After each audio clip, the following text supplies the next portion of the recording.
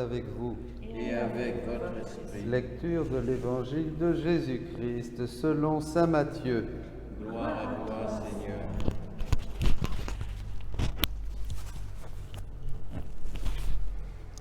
Lorsque Jésus descendit de la montagne, des foules nombreuses le suivirent.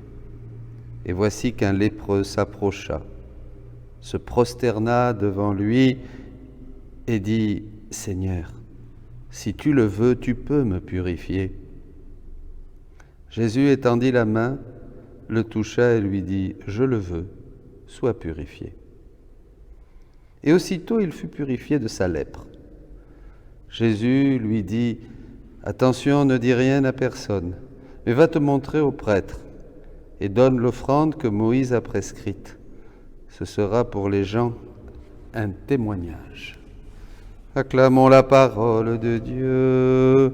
Louange à toi, Seigneur Jésus.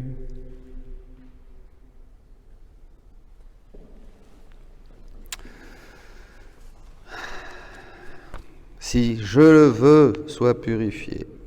Seigneur, si tu le veux, tu peux me purifier. Je le veux. Seigneur, purifie-nous. Ça devrait être notre prière.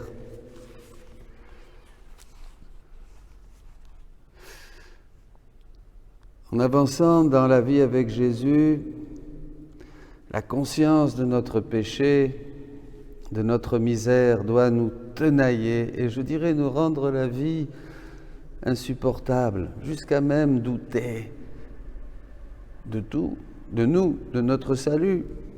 C'est normal ces tentations. Un saint Silouane disait : « Maintiens ton âme en enfer et ne désespère jamais. » Donc ce cri du lépreux doit être notre cri : « Seigneur, si tu le veux, tu peux me purifier. » Voyez, c'est là qu'on a une vraie conscience de ce que nous sommes, des conséquences de cette absence originelle, de tous ces dons que nous avons perdus, de cette difficulté au milieu de ce monde, de cette chair qui nous tyrannise, de ce démon qui nous livre des assauts constants. Donc vraiment, vous voyez, c'est une expérience spirituelle qui est bonne, qui est saine, qui authentifie une vraie vie spirituelle. Le chrétien qui lutte, le chrétien qui se défend, le chrétien qui veut être toujours plus pur, plus saint, plus proche de Jésus. Ce désir, dira Jésus dans un passage du livre du ciel, est comme, disaient les saints, comme le moteur, mais il dit que c'est ce désir qui est l'appétit, voilà, c'est ça. Ce désir est comme l'appétit, la faim, qui lui donne envie de nourrir et de nourrir encore sa créature. Donc voilà, Seigneur, si tu le veux. C'est ça. Alors, après, comment le Seigneur va nous purifier ? D'abord, Jésus, en rencontrant ce lépreux, il souffrait. Il le dit à Louisa : « Si tu savais comme je souffrais, moi, quand, durant ma vie publique, se présentaient devant moi mes aveugles, mes muets, mes lépreux, car je reconnaissais toutes les exhalaisons de la volonté humaine, et combien l'homme sans ma volonté se déforme dans son âme et dans son corps. » Au 24, volume 24, 7 juillet 1928. Donc, voyez, replaçons tout de suite le sujet pour aller plus loin.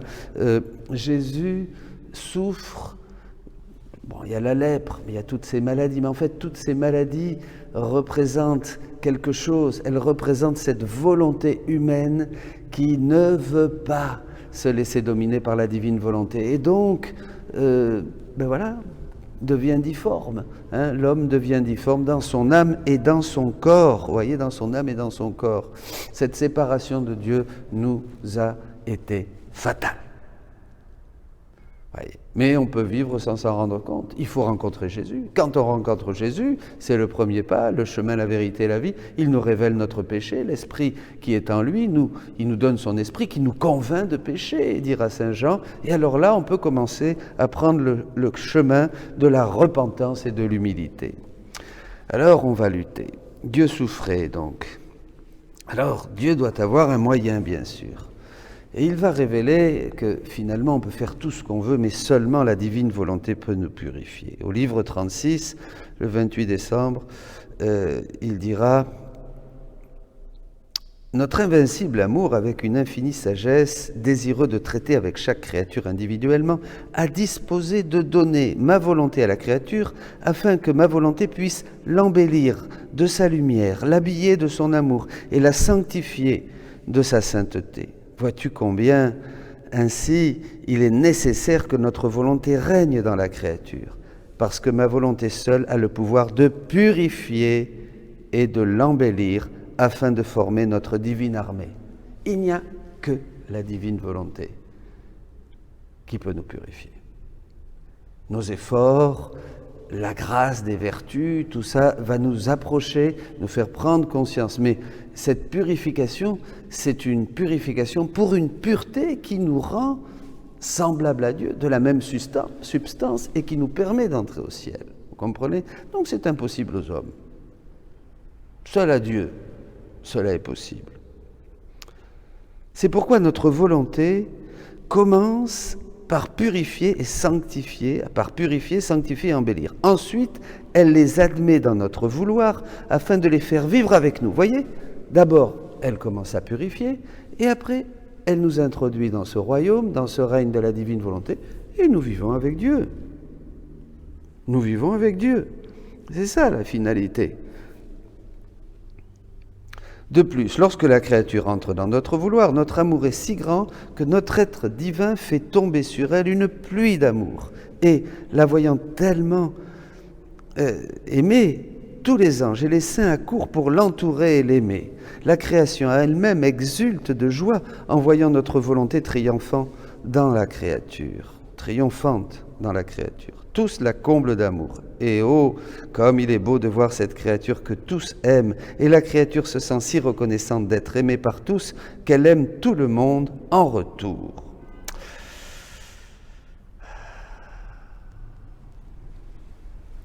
Ma fille, dit-il ailleurs, Jésus, il ne peut y avoir dans ma volonté ni mal, ni imperfection. Ça paraît exigeant, mais c'est la vie du ciel. Dieu dit « Je ne me souviendrai plus, Israël, de tes péchés ». Ma divine volonté a la vertu qui purifie et détruit tous les maux. Sa lumière purifie, son feu détruit jusqu'aux racines du mal. Ah, c'est important, ça nous encourage parce que nous allons voir quelque chose. Je continue plutôt. Sa sainteté sanctifie et embellit au point qu'il lui faut servir l'âme pour la rendre heureuse. Et que ma volonté trouve tous ses délices dans l'âme qui vit en elle. Ma divine volonté ne permet pas non plus que vivent en elle des créatures capables d'apporter avec elle des imperfections, des amertumes. Ces choses seraient contre sa nature et jamais elle ne pourrait leur permettre de vivre en elle. Ce dont tu parles, ce sont des impressions de laideur, d'imperfection, de mal, et ma volonté s'en sert comme un tabouret ou du sol qui est sous ses pieds et qu'elle ne regarde même pas. Ah, ça c'est bien. Pourquoi? Parce que quand je me lève le matin, je ne sais pas vous, je me dis, tu es foutu. Je vous disais, Saint-Silouane, garde ton âme en enfer et ne désespère pas. Très souvent, pas tous les jours. Ça doit vous arriver aussi à vous. On a ce sentiment. Et alors là, on pourrait désespérer, voyez. Mais non, comme dit ailleurs aussi Jésus, nos misères, nos peines, nos misères, c'est la matière première. C'est la matière première qui va nous faire aller de l'avant si nous avons vraiment un appétit, la faim de Dieu. Et alors là, il y a une précision. Ces imperfections, cette laideur, la divine volonté va s'en servir comme un tabouret. C'est extraordinaire. Voyez, donc, il faut seulement espérer. Il ne faut pas regarder nos misères, il faut regarder cette divine volonté, ce Jésus qui nous sauve. Il faut regarder notre Rédempteur et pas garder les yeux fixés sur notre péché, parce que ça ne servira absolument à rien. Voici l'agneau de Dieu qui enlève le péché du monde. Il est agissant. Elle est agissante, cette divine volonté. Alors, on se demande, bon, maintenant, plus précisément, on est d'accord. Alors ça nous donne beaucoup d'espérance. Alors, comment faut-il faire? Eh bien, comment faut-il faire? Il faut lire. faut lire. Je ne peux pas savoir le cadeau que tu vas me faire si je ne le découvre pas, si je ne sais pas de quoi il s'agit. Il y en a beaucoup qui disent qu'ils vivent dans la divine volonté, mais ils n'ouvrent pas le livre du ciel. Mais j'y arriveront jamais, hein. Parce que c'est indispensable. Chacune de mes vérités, dit Jésus, sur mon vouloir, c'est-à-dire toutes ces choses qu'il y a dans ce livre, toutes ces choses qu'il y a dans ce livre du ciel, hein, contient la puissance et la vertu prodigieuse, encore plus que pour ressusciter un mort, guérir un lépreux, rendre la vue à un aveugle ou faire parler un muet. Car mes paroles sur la sainteté et la puissance de mon fiat ressusciteront les âmes à leur origine et les guériront de la lèpre qu'a produit la volonté humaine. Tout est dit. La lèpre de la volonté humaine ne peut être enlevée, purifiée, que par la lecture et la découverte des vérités sur le fiat éternel, sur la divine volonté. Parce que chaque vérité, quand elle rentre dans notre esprit, crée, transforme, libère une puissance qui nous élève vers Dieu. C'est ça, c'est comme par enchantement. Il faut bien comprendre pourquoi. Mais c'est parce que quand on découvre un beau visage, on est ébahi. Un visage d'enfant innocent, oh qu'il est beau. Un paysage magnifique qu'on n'a pas l'habitude de voir. On va être, comme on dit, scotché. On va être là, on va regarder. Mais c'est ça, parce que c'est le ciel, le livre du ciel. C'est le ciel qui nous est découvert page après page, comme par enchantement. Et alors il y a ce très beau texte. Ma fille, ma volonté peut tout, et tout, comme j'ai créé l'homme à partir de rien, elle peut aussi retirer l'homme de ses misères, et sans changer la méthode de la manière dont nous l'avons créé. En lui laissant sa volonté libre, nous utiliserons une autre combinaison amoureuse. Je répète, nous utiliserons une autre combinaison amoureuse. C'est pas mal, ça. Alors là, on se demande, parce qu'on a imaginé beaucoup de choses, on a fait beaucoup d'efforts dans la rédemption. Jésus nous dit, la lumière de notre volonté libérera avec plus de puissance ces éclatants rayons. Donc il y a une augmentation de puissance qui vient d'une augmentation de lumière, qui vient de la puissance de la divine volonté. Alors ça, on n'y avait pas pensé. Elle se rapprochera de lui de façon à regarder face à face la volonté humaine. Comme le lépreux et Jésus. Paf, ils sont face à face. Extraordinaire. Voilà, la volonté humaine, laquelle recevra l'enchantement d'une lumière pénétrante. Le lépreux se trouve devant Jésus. Je suis la divine volonté, dira Jésus, qui en l'éblouissant l'attirera doucement à elle. Et la volonté humaine, attirée par une lumière si radieuse et d'une aussi rare beauté, Jésus, quelle beauté, parce qu'il n'était pas aveugle celui-là, il était lépreux, aura le désir de voir ce qui est si beau dans cette lumière. Et regardant, elle subira l'enchantement, elle se sentira heureuse et elle aimera sans être forcée, mais spontanément, elle voudra vivre dans notre volonté. Ça, c'est formidable. Parce que là, tous ces efforts qu'on a faits, vous voyez, vous vous rappelez, les jeûnes, l'ascèse, les mortifications, tout ce qu'on peut faire, c'est bien. Continuez, on ne va pas toucher ce thème maintenant. Mais moi, je préfère être séduit par quelque chose qui vient du ciel, qui rapte mon cœur, qui me l'arrache, et je ne peux plus. Vous comprenez ?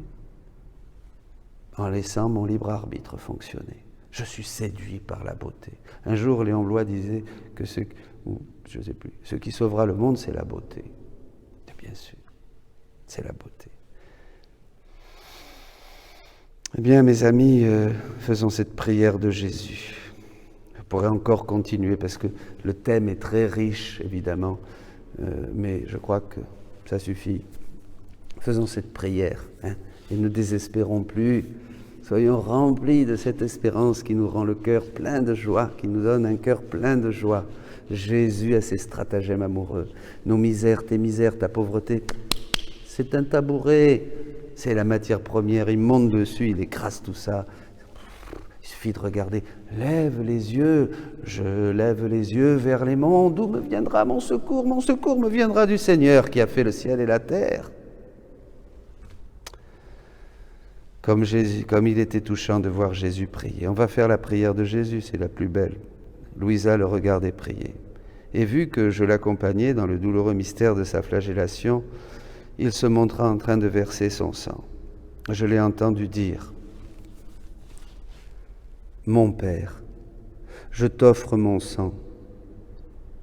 Oh, laisse-le couvrir les intelligences des créatures, éloigner d'elles les pensées mauvaises et apaiser le feu de leur passion afin que leur sang, afin que leur intelligence devienne sainte. Que ce sang couvre leurs yeux de telle sorte qu'elles ne se laissent pas séduire par les plaisirs mauvais et ne soient pas salies par la boue terrestre. Que ce sang remplisse leur bouche et rende leurs lèvres incapables de proférer des blasphèmes, des imprécations et toute autre mauvaise parole. Mon Père, que ce sang couvre leurs mains afin que les actions mauvaises leur deviennent insupportables. Que ce sang circule dans notre volonté éternelle pour ensuite couvrir toutes les créatures et les protéger devant les droits de notre justice. Amen.